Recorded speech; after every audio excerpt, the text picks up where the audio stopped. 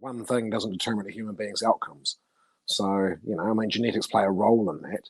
It's just that a lot of the children that come from homes where the screens do all the babysitting, there's going to be a much higher percentage of them, I would predict, are going to have mental health issues because they don't have those structures in the brain and the frontal cortex associated with being resilient, which are really built up through play.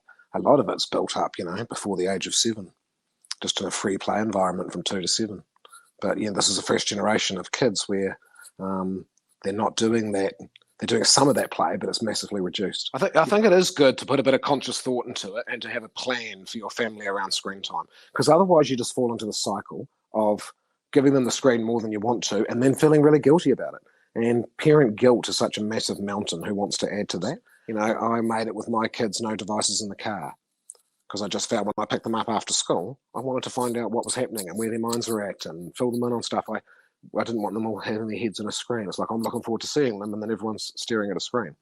So we just made the car device-free for short trips.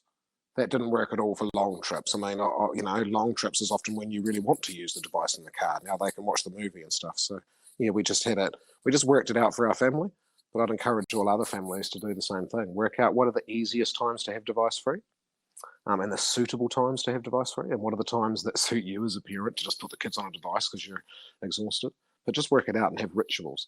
Kids work very much on repetition. Well, brains work very much on repetition.